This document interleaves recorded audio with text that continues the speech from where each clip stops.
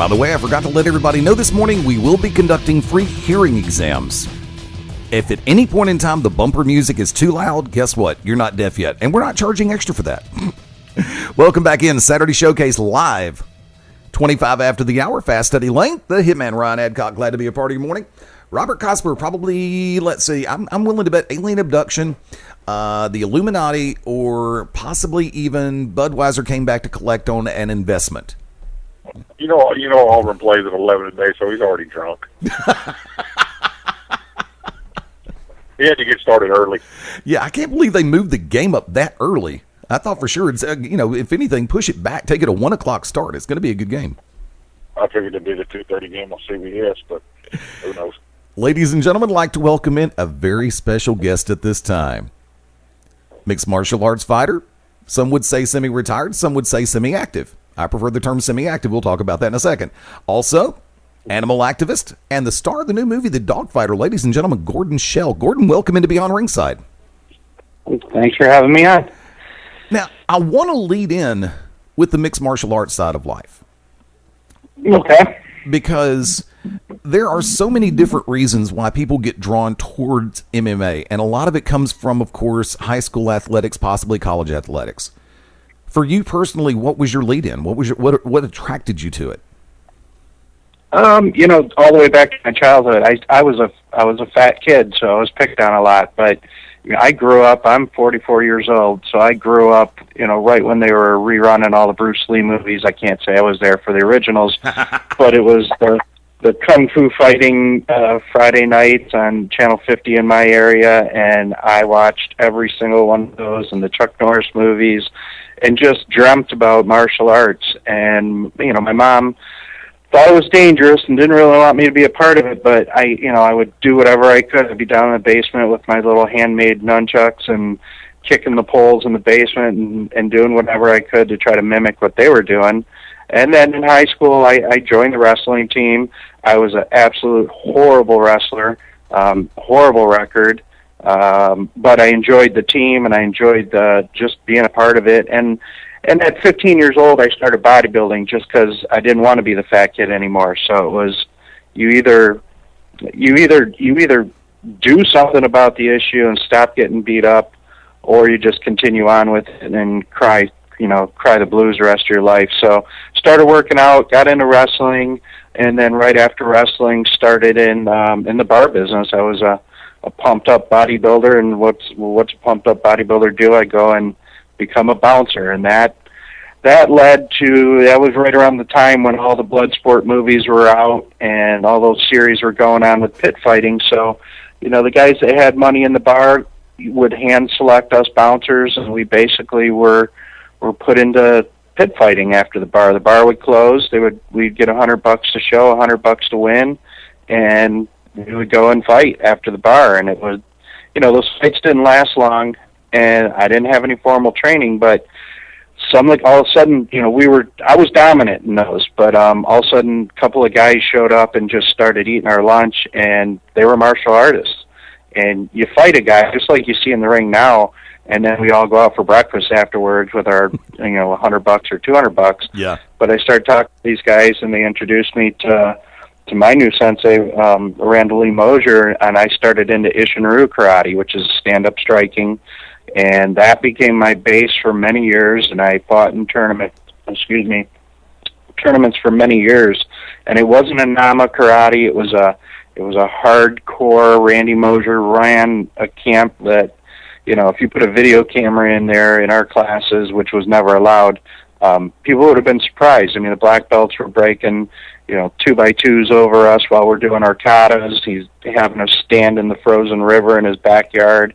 It was just all the crazy stuff that I watched in the movies that I thought that is the ultimate discipline. And then he passed in '96, and it just took me a while to find another art that I liked. But then I started in the jiu-jitsu, started in the Gracie jiu-jitsu, and then just kind of kept on evolving and got into the NHB, the no-holds-barred fighting back before it was gloves, and just did some of these unsanctioned tournaments in parking lots where they would just drive poles into the down into the blacktop and put a fence around us and some wrestling mats, and almost like big time wrestling, but we were actually fighting, and that became not the real NHB, but we called it no holds barred fighting. We weren't fighting in truck docks anymore. Now we thought it was regulated. Hey, we have mats in a cage. We're not fighting in concrete. And then it just kept on evolving from there.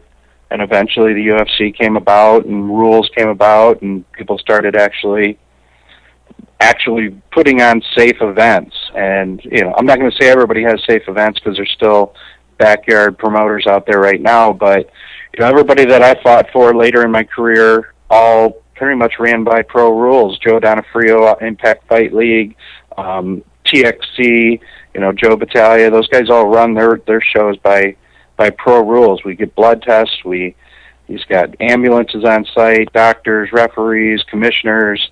So I felt safe, and I mean, that's basically a long story evolution of my getting into the MMA, and here I am 44 years old, and I'm still training. You know, the hopes of that super fight that I always talk about is a possibility. So we'll see where it goes. That is definitely one of the topics. Sorry about that. Cough button didn't work. That's one of the topics I really want to hit on. But now, you were saying that you were really kind of horrible as far as the wrestling goes. What do you feel was your downfall in that? Oh, now I'm better. I'm much better. I just, you know, the attention deficit in high school, it was more about being on the team. I liked the endurance training. I liked all that. But as far as doing drills and just keep on drilling, that just wasn't if I don't get something right away, I just give up on it. I've been trying to learn guitar for 15 years right now, and, you know, just basically will never learn guitar. I'm not about sitting there and drilling that type of stuff. But if I really, really, really like something like, you know, jiu-jitsu, I'm working with Don Richards. He was King of Cage World Champion. When he has us drill things, he has us drill it in a way that you learn quickly, and you don't just drill the same thing over and over again for a full hour class. You get it, and then you execute it. We practice it. We roll for a half hour. We make sure we understand what we're doing with it, and then we move on.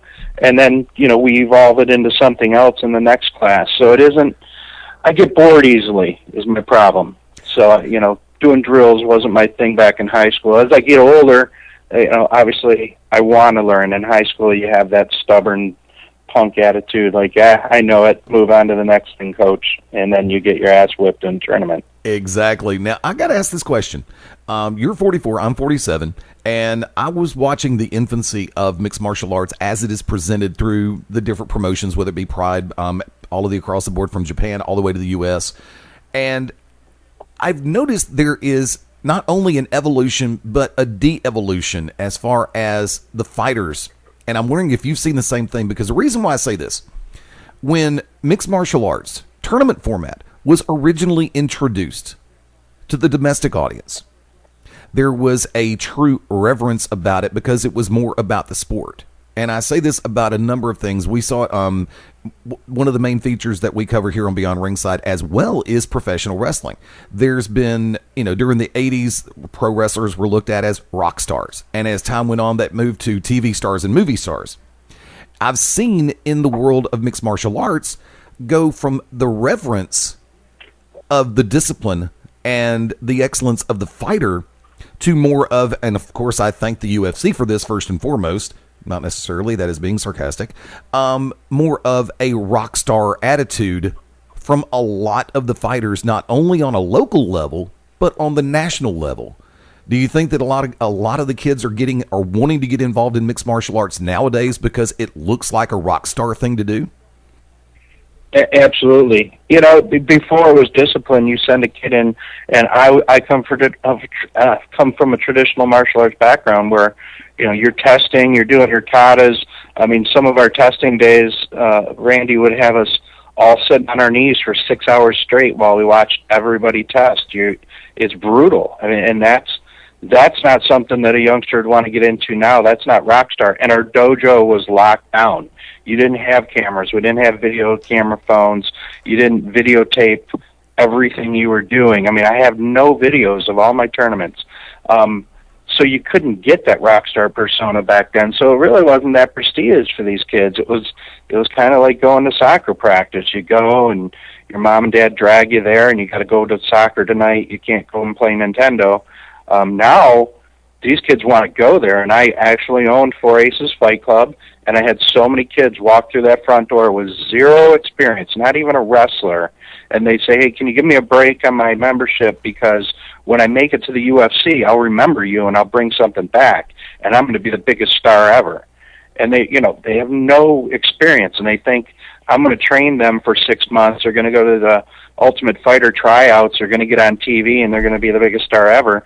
And that's the way they looked at it. And I think your traditional guys like GSP and those guys, they are traditional martial artists, and I respect GSP because he walks around and holds himself high.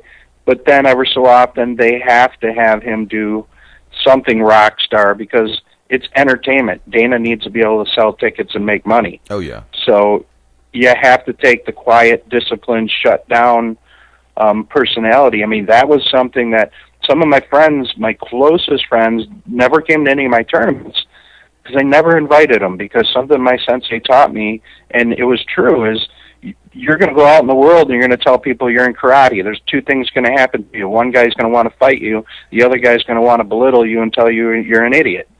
Don't even tell anybody you're in karate. This is for you, not for everybody else. Exactly. So I just didn't go out there and announce it or parade it around, because the very first time I brought some of my younger friends to a tournament, they watched me do a kata, and it was a Sanchin kata, which is a boring kata. It's a breathing kata. Mm-hmm. And they were bored, were laughing at me, and they said, what the hell is that? And I said, you know what? That's the last time you guys are ever coming to any of my stuff. And so I just kind of, you learn to build a wall around yourself. And I think a true disciplinary martial artist like a GSP, he has that discipline wall around him. He doesn't really want the cameras on him unless he has to. But then you get the Mayhem Millers of the world that want to paint their hair red and be the rock star. So, I mean, there's all those personalities. And right now, to get on the Ultimate Fighter, I know many people. I mean, friends of mine, Darren Crookshank, Miles Jury, all these guys from Michigan that go there. And Darren's an awesome fighter. Miles is an awesome fighter. But I know 3 or 4 other guys that are incredible fighters that show up but have no personality. They're just awesome fighters, but they do not play well on the camera. And they don't make it. They don't make it through the auditions. You have to have personality nowadays to make it to the cage. Yeah, that's something that I've noticed as a simple factor, and you've used the word a number of times, and I genuinely respect and appreciate the word, especially when it comes to martial arts, not necessarily mixed martial arts, and that is discipline. Because first and foremost, most of your martial arts are a genuine form of discipline. They teach you that patience. They teach you, once again, there's that D word right there. They teach you how to keep your head on straight in the middle of a crisis circumstance. It's not necessarily, true martial arts is a methodology for bettering yourself, not just for kicking somebody else's tail. Exactly. That was my religion. That was what we were taught, is basically make yourself whole before you can go out and help anybody else, which is different than most religions. Is, they're telling you to go and give yourself to the Lord, or give yourself and they'll make you whole. No, we were about creating the ultimate being and being strong. And once you're strong, it's like when the oxygen mask dropped in the jet when you're about ready to crash, you put your mask on first. Exactly. Because you have to be strong before you strap it on your child. If you try to help that child, you're going to pass out.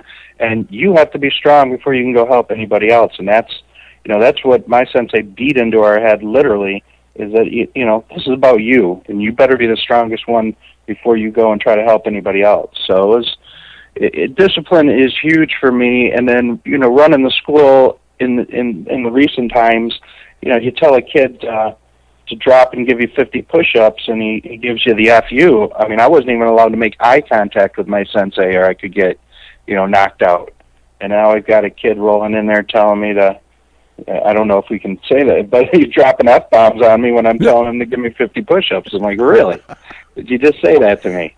There's the door. I blame reality TV, and I blame MTV. Of course, I blamed MTV a long time ago.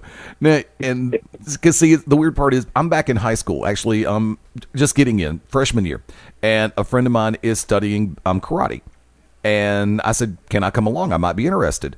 And I'm watching what they go through, and it's like, this is, now for me, they were doing the basics. They were starting out with the basic stretching, loosening up, breathing, and it's like, you know something? This actually makes sense to me, because I realize that, you know, they always say stretch before working out. They always say wait 30 minutes after eating before going in the pool. And why? Because you have to pace yourself. If you don't know how to breathe, you're going to go short of breath real quick. If you don't loosen your muscles, they're going to go out on you when you need them the most of the time. Okay. And that's why it's like I'm sitting back and I'm watching, and they're going through the basic counts, and I'm learning how to count in Japanese. For me, that was an accomplishment. I'm not ADD. I just have no attention span. There's a big difference there. There you go. But it's all in the presentation, the way that you allow it to be presented to you. If you go in thinking this is a discipline, you understand the concept a little bit better than, ooh, I'm going to kick somebody's backside. Guess what? It takes a long time to get to that point.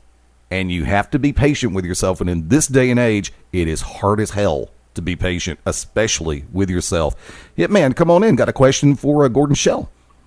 Well, it's more of a comment and a question, I guess, together. And I can relate a couple of things together here. I mean, it's kind of like what he's talking about with the World Series of Poker or professional wrestling, you know. Until 2003 in the World Series of Poker, it was kind of a backroom, dirty kind of thing, you know, until the nobody won the main event, and then it kind of exploded with people doing interviews and stuff like that. But it's kind of like wrestling and MMA, too. But don't you think, the reason I'm saying is because it was backroom, let's go out back and, you know, get in the fence and beat the snot out of each other. But, I mean, don't you think you need those guys that you're talking about, like GSP, that have to do an interview, to bring it from the back rooms and the dirty kind of stuff all the way into the main front for the money to get bigger? And don't you think you need those kind of guys, though, kind of in a way? Yeah, you know, I think so. I mean, you have to have the good guys, you have to have the villains, and you have to have the bad guys. Absolutely. I mean, I as much as I had no respect for Tank Abbott was fun to watch in the ring, and he sold tickets. You know, it's he is the epitome of he's an underdog. I mean, he's just a fat, sloppy guy from the street that was just a brute, had really no formal training, and would go in and pick up, you know, wait for a martial artist to do a pretty high kick, grab onto his leg, pick him up, slam him down, and then just brutalize the guy. That's fun, but I don't think those guys at the UFC level will last at all. This isn't the early days of the UFC. The early days of the UFC, you just wanted to be a big, bad dude that could grab onto somebody, and then all of a sudden Gracie steps in there and proves that you just can't be a big, bad dude. Now you have to have discipline, because this little 170-pound guy is going to snap Tank Abbott's arm. Even if Tank can get a hold of Gracie's going to crawl up on him and choke him out while Tank Abbott's trying to throw him out of the cage. So it's fun to have the gritty, dirty guys in there, but at the UFC level, those guys aren't going to last at all. I mean, it's almost Brock Lesnar had enough talent to be in there for as long as he was, but then you get him up against somebody that just has the ultimate discipline and talent, and they're not just a monster wrestler. They're rounded. They know how to kick. They know how to fight. They have endurance. They have all that, and Brock just didn't have everything, every tool that he needed. No offense to Brock. I have high respect for him. He's an amazing athlete for the size of that guy, and he was a world champion at one time, so I'm not going to put him down at all, but it's getting to be, everybody asks me nowadays, would you step in the ring with John Jones? Would you step in? I said, not even for fun, I wouldn't go against those guys. I mean, John Jones literally looks like he sharpens his elbows. I mean, his body is created for this, and I mean, he could just be playing around with you, sparring, and he's going to slice your head open with an elbow just going half speed. I don't even want to play with those guys. Yeah, it would be an honor. I've got to roll with some great guys, but at this level, they're so honed in. It's not a slugfest anymore at all. It's a real chess game. When you get the guys, you know, like like GSP, I just keep on going back to him just because I think he's so precise, or Silva, or Machida. Those guys are all looking for you guys are at such a high level. They're just looking for the other guy's mistake. Right. That's all they're doing. They're just watching for, oh, his elbow's too high, I can do this. Oh, his wrist is at the wrong angle. Because you know the muscle memory of the other guy's body, because you know what you've trained. All you're looking for is, you saw his eyes go to the right, you know his left foot's coming. They're looking for such little things now. Tank Abbott was just looking for something to grab onto. So I don't know if that answers your question or if it's a long ramble, but yeah, it's a whole different level now.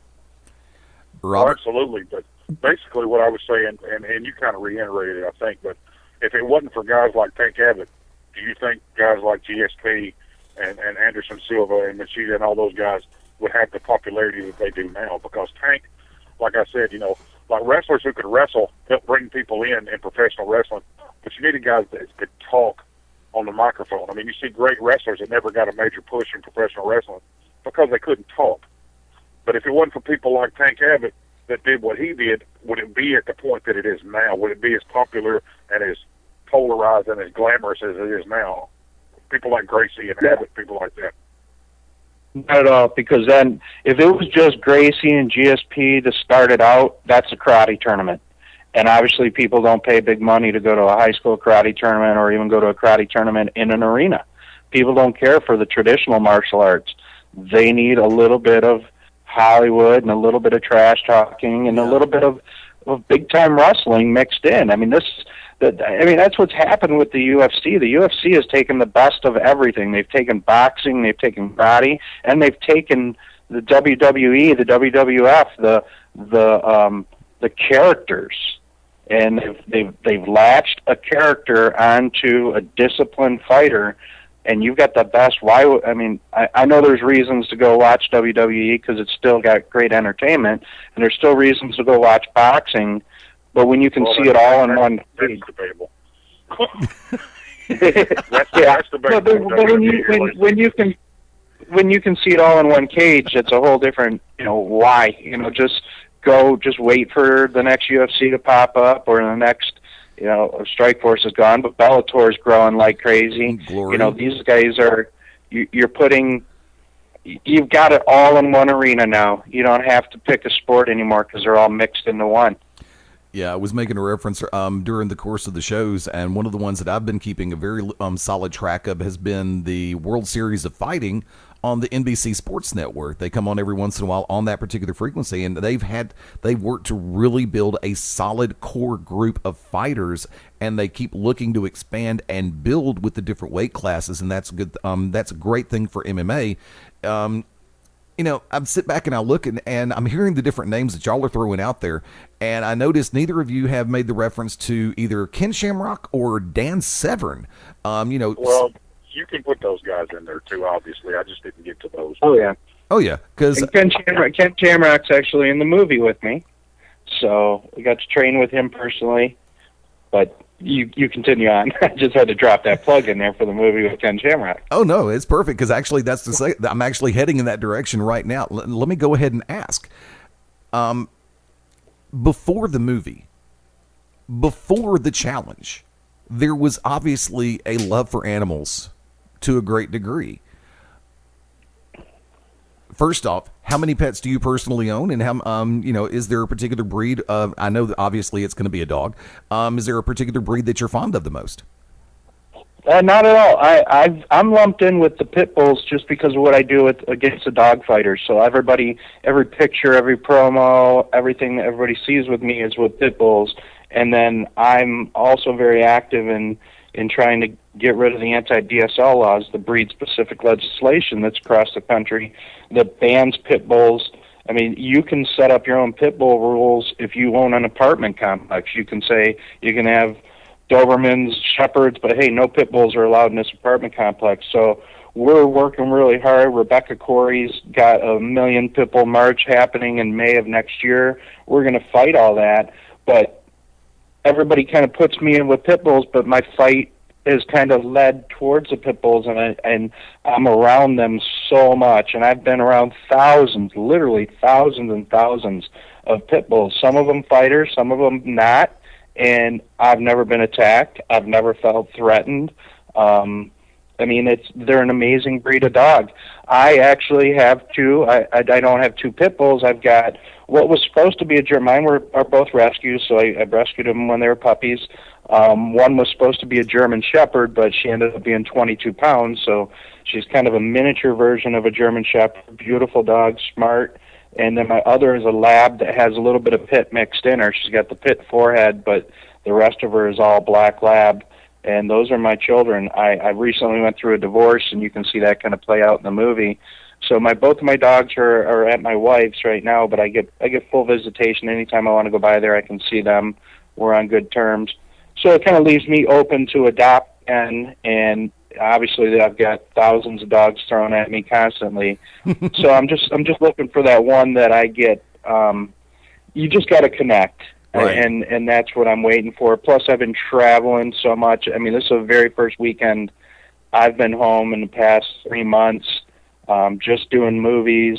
My promotion, I was in L.A. last week for Rebecca Corey's Stand Up for Pits, doing the red carpet there. I mean, we had Mo Collins, Whitney Cummings, Rebecca Corey, Bill Burr. I mean, it was just a who's who on a red carpet out there, all doing, raising money to stop this ban on pit bulls, and then help fight the dog fighting epidemic. So yeah, I have two dogs, but they're not sitting on my lap right now, unfortunately. I miss them. I don't have children. Those are my children. So it's very difficult for me to not have them around, and I will probably be adopting right around Christmas time. So I've been talking about it a lot. Now I gotta just actually go out and do it. But I need to slow down before I can do that. Otherwise, it's not fair to the animal to not have me around. Understand the concept. Robert Cosper, come on in. Question for Gordon Shell. Is Ebony going to buy the two women in a pair of handcuffs excuse? No, we're not. Grab your angle all over our ass in here and let's do this interview. All right. How about the significant other? Felt like I should sleep in and didn't wake me. Let's go with that one. Guys, I apologize. Seriously. Gordon, I watched the movie last night. Outstanding. Great job. Very, very good. And I was watching so much of it, and I was kind of comparing it to my two dogs. One of mine's a rescue. The other one I went out and imported that problem because he is just an obnoxious 100-plus pound Doberman. But my rescue is part pit and part lab, just like you said. Just mine happens to be yellow as opposed to black. Man, incredible movie. And when you really let the point hit home with you and take in real life terms what you're doing, man, that's incredible, man. You can step in that ring and that can be the end, man. It can be over for you. That's the end of your life, and you're doing that to save the dogs, man. And that's absolutely incredible.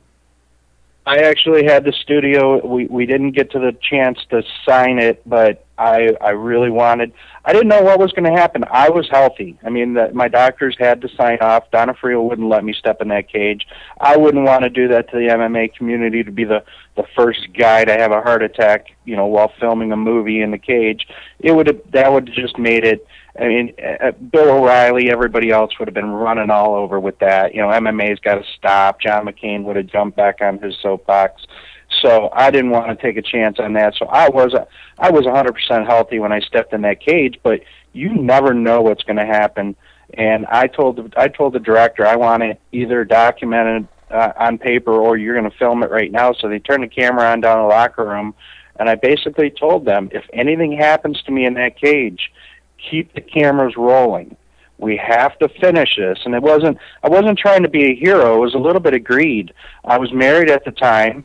We don't, this is an independent film. We don't know how much money it's going to make, but I just kept on referring to the movie Grizzly Man, that movie about the hippie that went out in the woods and lived with the grizzlies, and at the end the grizzlies ate him, and it was a hit movie, and nobody would have run watch that movie if that guy wouldn't have got eaten at the end. Nobody wants to see a guy run around the woods with a bunch of bears being crazy, smoking dope, but he got ate at the end, and that made that movie the biggest hit.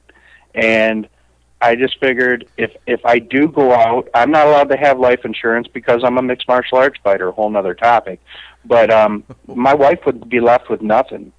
So I just said, if I'm going out, you keep filming this. You finish this film, my wife becomes, the benefactor of my share of the film, and this is going to be a hit. If somebody knows that I died in the ring for the dogs, who isn't going to watch that? So I wasn't hoping for it, but, you could go out as big as how can you go out any bigger unless it was with handcuffs and whatever you were doing last night?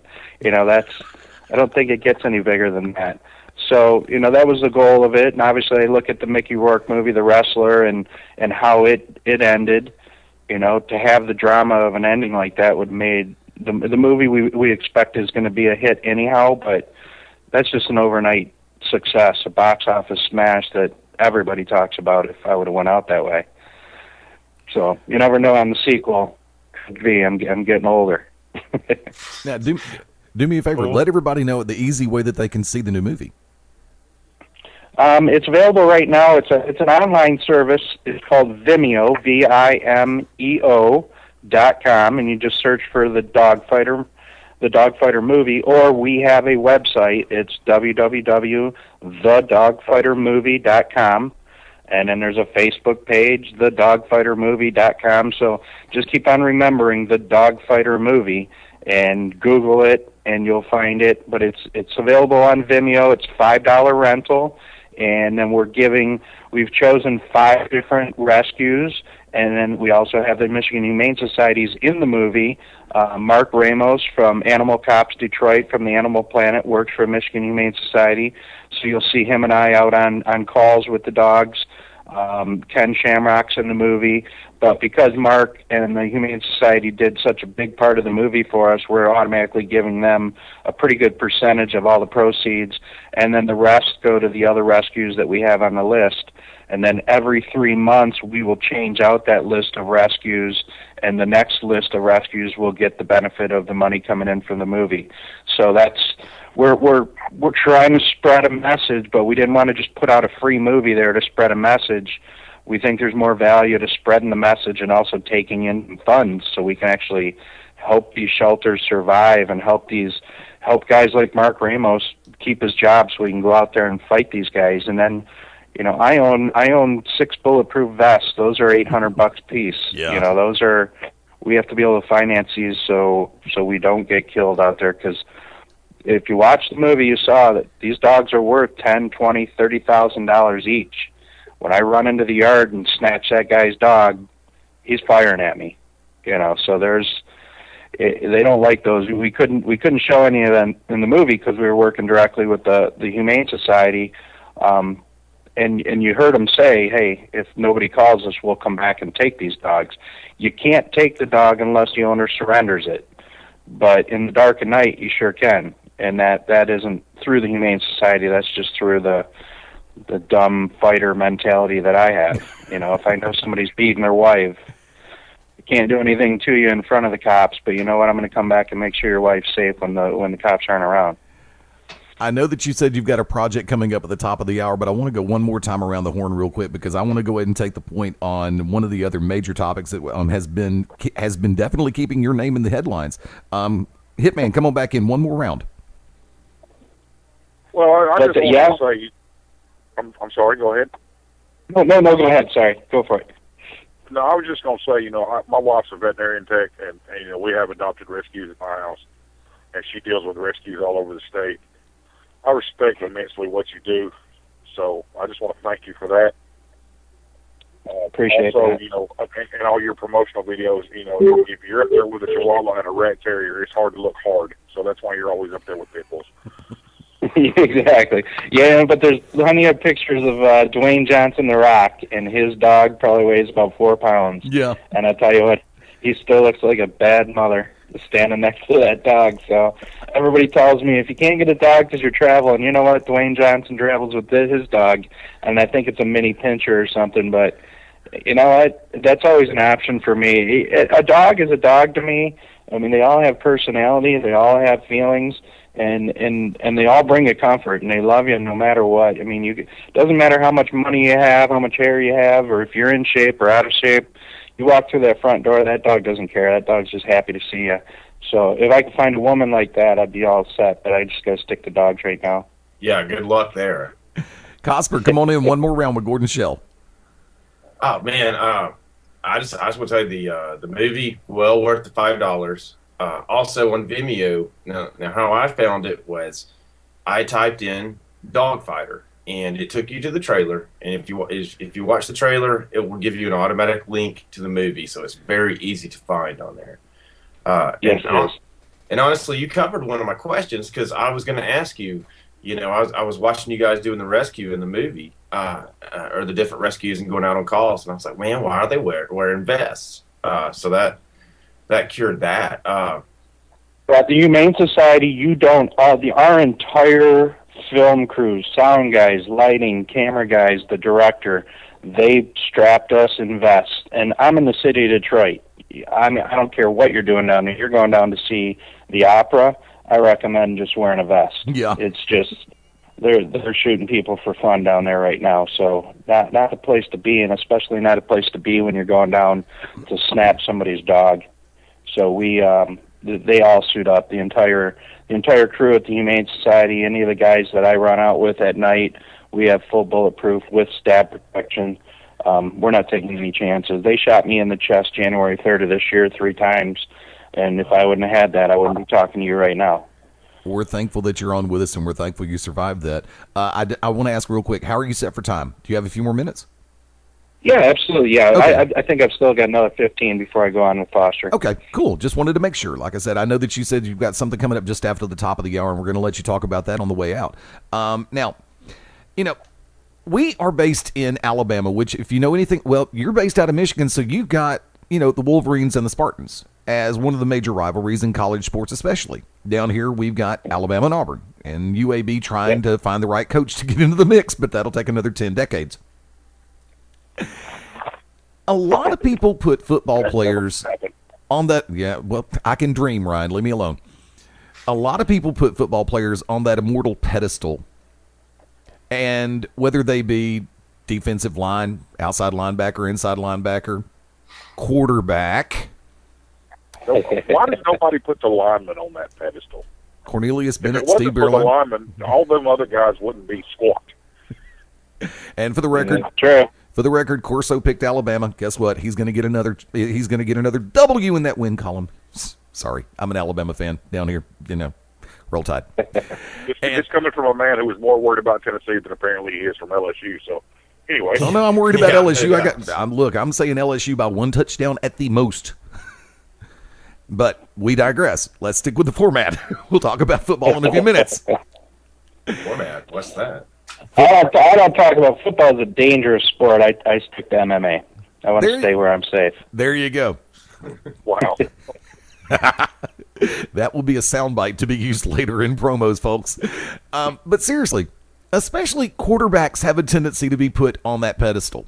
And the reason why I say quarterbacks in particular, we all know of a circumstance that took place, and a lot of people who haven't followed you, Gordon, aren't going to know about this. So I'm going to go ahead and just lay it out there for everybody.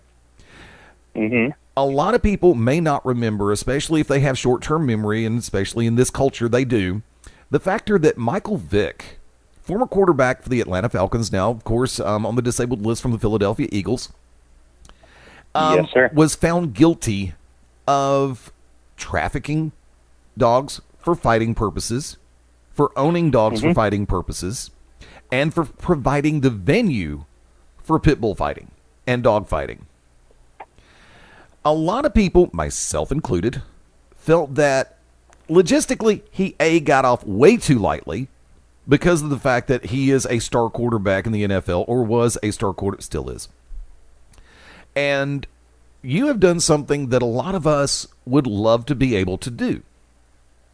Now, Haven't got to do it yet, but we're there. well, you have laid out the challenge, and it has been a sustained challenge to Michael Vick Yes, it is. to meet you in an MMA cage, in an octagon, in a hexagon. It doesn't matter if it's 6 or 8 sides.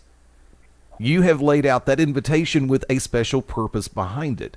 If you would, go ahead and lay it out there for the audience to hear. Well, basically, when he was caught, I was in the rescue business and had dogs of my own, and it was at the same time that in my neighborhood they were coming through, the dog fighters, and they would tag your fence. So they would have a lead truck come through, and there would just be somebody who's walking through innocently in your neighborhood, and they would actually put a piece of tape on your fence, and that meant there was a dog in that backyard. And then the rest of the crew would come along later with a van or a truck, and they would jump that fence and take your dog, and your dog becomes a bait dog. So I was alerted to that at the same time that the Vic story was coming out, and if you ever notice, I'm a little bit vigilant. And I said, there's just no way this is going to happen. And my dogs have a doggy door. And I wasn't going to shut down my life and lock my dogs in the house.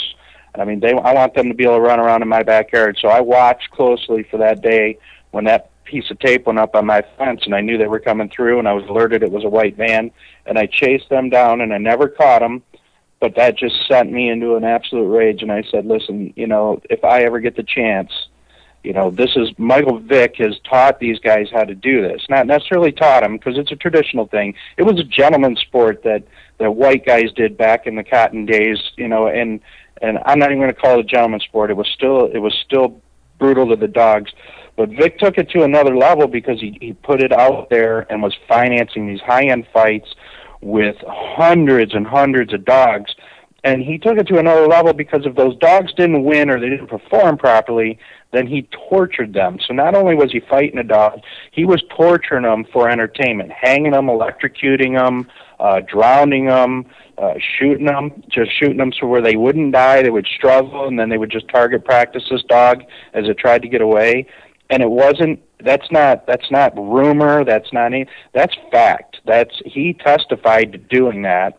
He testified to grabbing one dog. He grabbed one end of the dog. His partner grabbed the other end of the dog, the legs, treated it like a jump rope, and bounced it off the concrete while the dog screamed until it died. Those images are forever embedded on all of our heads that are in the animal rescue. Yeah. And then he goes away to prison. He did do 18 months in prison, but he's an all-star athlete. I'm sure he wasn't in solitude or whatever, and I don't have any facts on where he was kept in the prison house.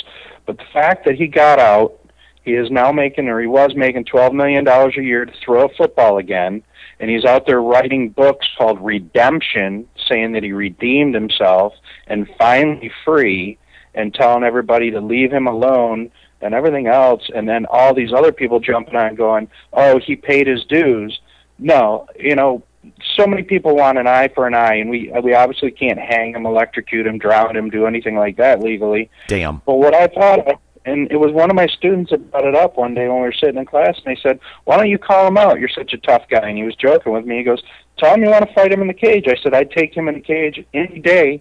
I don't care what type of athlete he is. And my student says, oh, settle down, old man. I said, really? And that's when back in around 2009, we just started hitting every avenue I could find. His publicist, PR person, managers, anything I could get an email to. I was just sending an open letter with a proposal. And my proposal is step into the cage, make this an event, a pay-per-view event that you got a built-in audience. Vic's got millions of fans that would love to see me get my ass kicked because they think I'm a punk chasing him. I've gotten tons of hate mail. I've been called a racist. Why am I not beating up Roethlisberger for raping a woman? That's not my cause. Rape is horrible, but that's not my cause. My cause is dogfighting, and Mike Vick is the face of dogfighting. So I presented it as, put him in the ring. We'll do amateur-style rules, 9 minutes. We're going to do three 3-minute rounds, so he doesn't even have to have extraordinary cardio. No offense to football players, but they run full speed for 45 seconds, then they get 3-minute break. We're the opposite. We go full speed for 3 to 5 minutes, and then we get a 1-minute break. So I think I can beat him cardio-wise, no problem. But let's dumb down the rounds to 3 minutes. 3 3-minute rounds with referees, with doctors, with audience, with my 3 million fans and his 20 million fans, whatever he's got. Right. We've got an instant success at $5 or $9.99 pay-per-view. I'm not going to get UFC money. We're not getting $50 for this thing, but $9.99. We put some other decent names on the card, and we make this the main event. And we will net close to $5 million. After the promoters take their money and everything else, we'll net $5 million that we can turn around and hand back to the cause. I don't want a penny for this fight. Obviously, I'll get, whatever merchandising. I'll get something for it. I'm not a saint. But to walk in the cage, I do not want a penny to fight that man. But it gives, and people say, why would he do this? Why would he want to be put in there? He's going to lose. And B, why would he want to be thrown back into the dogfighting genre? He is. He's never gotten out of that. Nobody believes that he's gone out of that. So there's millions of people that are going to continue to hate him. This is an opportunity for him to step up and say, okay, listen, guys, I'm going to jump in here. I'm going to fight this guy. I'm going to bleed. I'm fighting against my will like I did to the dogs. So you got that from me. Gordon's going to slug me in the face. I know I'm going to hit him at least once, maybe that's all it takes. But I'm going to try to do whatever I can to him. And I don't fight angry. I am a disciplined, I am a traditional martial artist. I go in there with a calm head, and I'm going in there to fight. I'm going in there to win. I'm not going in there to gouge his eyes out, and I'm not going in there to break his arms like everybody wants me to do. And we're going to fight. And at the end of the fight, I've presented it to him this way. At the end of the fight, win or lose, if he knocks me out, I knock him out, or however it ends, I take the microphone at the end, and I tell the audience that's watching, the arena and all the pay-per-view people, I say, listen, people, we don't have to forgive this man. We don't have to forget what he did. But I'm going to use the title of both of his books. He has stepped into this cage to attempt to redeem himself. Right. So let's give him that, and let's finally let him be free. Let him go. I've got $3 million in my hand right now that I'm going to take to dog rescues, and it's because he stepped in here and stood up and fought me. And then I can hand the microphone to him, and if he chooses to say, I am sorry, or whatever he decides to say, it's up to him. If he's smart enough, he might just raise his hand and say, thank you, let me be free, here's $3 million, go save some dogs. That should get, if I get 1 million people to back off of his Facebook page. I mean, his page gets blown up every day. It is some freedom. I'm offering him some freedom, but the main thing is, look at what we would accomplish for the dogs. What other event can you think of that would generate $3 to $5 million for our cause in 9 minutes? I mean, it would be unheard of. And we could do this easily, and there's so many people that would back this up, and there's promoters that are just salivating over it right now. Oh, you're speaking to and I know my cohorts are going to give me crap in the next segment for this, but I tell you what, if this does come to light, I would love to be the one to either do some kind of commentary or at least the ring announcing for it. I would fly myself up there for this. I would too. I don't know where we'd put it. Obviously, I love Las Vegas. I want to see my lights on the Las Vegas, my name up in lights on the Las Vegas Strip. But Mr. Donofrio here in Detroit, he's always treated me well, and he has access to the Palace of Auburn Hills where the Pistons play and Kid Rock plays. And nice. I mean, we've got 40,000 seats there. How much? 30,000, 40,000 seats there. We can do it. I fought there in 2010. We could put it in the middle of that.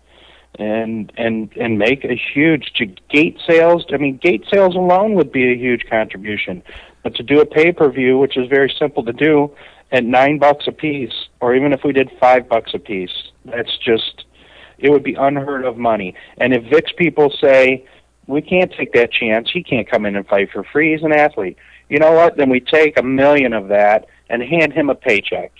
And nobody needs to know about it. I'm announcing it right now, but if that's what they chose to do, we would not announce that he got paid to do this. We still want to give him an opportunity. We just need him in that cage. We need an opportunity to draw blood. But we're not drawing blood. I've shut down his Barnes & Noble book tour, myself and a whole group of people, because every time he was going to show up at a Barnes & Noble to sign a book in Atlanta, animal groups would put together money and send me round-trip tickets and say, Gordon, come on down and get a book signed. And then they would blow that up on the internet, and then he would cancel. We canceled 3 of his cities, and finally Barnes & Noble dropped him. So then he decided he's going to do autograph sessions at BW3's, Buffalo Wild Wings. Right. And $75 a piece, you can go get his autograph. You know what? BW3's got millions of hits on their Facebook page, on their website, with hate mail. And then here I was going down there to meet him to get an autograph. Guess what? Canceled. So we're just kind of taking the steps to piss him off a little bit. You know, make him want to fight me. He knows who I am. The Huffington Post reporter went up to his manager and said, "Is he going to fight Gordon Schell or not?" And his manager said, "He's concentrating on the Denver game right now. He doesn't have time to think about this guy." Well, he lost to Denver 52-20. So obviously, I think I might have gotten to his head, or else he just sucks. I mean, he's never going to step foot on the Eagles field again. There's many articles about that. I mean, Foles jumped up and has a 98.1% rating right now as a quarterback. Yeah. Why would you put Vic back in? He's got a losing record right now, and he's hurt. The same He's on a major downslide, so his career's over. The same opportunity for him to do one last thing. You mentioned quarterbacks. The same reason why Rex Ryan had this love affair with Sanchez for the longest time up in New York. Gee, what a surprise! Yeah, and I'll sit back and say this. I don't know. I'm of the school of thought. I've watched Vic progress and regress. He was a good quarterback at one point in time, but he put his body through way too much. He took way too many unnecessary risks in order to try to do things. And the mark of a true quarterback, I mean, high school, college, pro, doesn't matter. Even CFL and arena football. With no disrespect to CFL and arena, I've watched both of those, and they're a lot of fun to watch. And no, I'm not just covering my tracks on that. There is a line that you have to draw. It's like, this is what I'm willing to do, to win a regular season game. It's different if it's the Super Bowl or the playoffs. That is an entirely different animal, but he just took, so to speak, he just took way too many chances as a quarterback, and his body is paying the price, and still the Eagles organization just continued to throw money at him. It's like, look, I wish I could find a company dumb enough to just throw money at me for no reason. Oh, yeah. And you look at he literally got Andy Reid fired. And Andy Reid goes on to Kansas City, and what's Kansas City doing now? 9-0. So did the Eagles make the right decision there? I mean, that's crazy. See, that's going to be a horse of a different color, so to speak. I know we're talking dogs, but I got to mention the horse reference too. And speaking of, before I go any further, and I know that we're headed for the wrap point, I say this from the bottom of my heart. First off, for everything that you are working to accomplish and have accomplished, thank you. It is appreciated.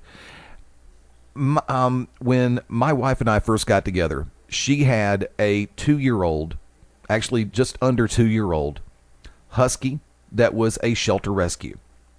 And that dog right now is close to 16 years of age. Still feels like she's a 49-pound lap dog and a puppy all at the same time. Spry for her age, which I've been told about. Different story. But here's the thing. There was a phrase that went around for years, folks. It's called, and it's still around to a limited degree. Don't shop, adopt. Exactly. Because you can and you will find at your local animal shelters some of the coolest that you will ever find. Now, here's the scoop, and this is going to be really bad for PetSmart and companies like this.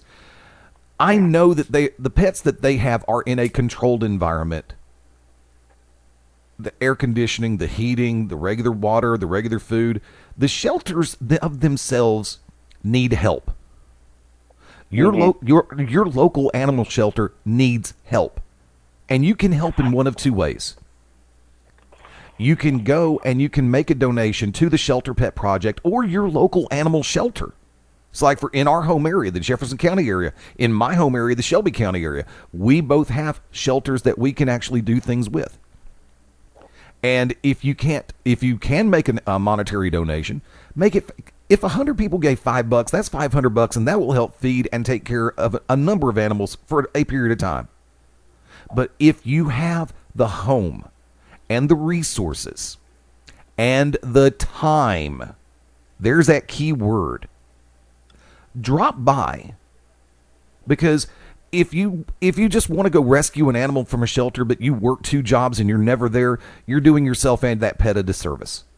But if you feel that you can spend quality time with a dog, with a cat, with a boa constrictor, with a gerbil, with a falcon. Wear a glove. Drop by your local pet shelter. I guarantee you, you will find the pet of your dreams under that roof. In addition to the movie and the challenge, and of course you said that you are still sensei.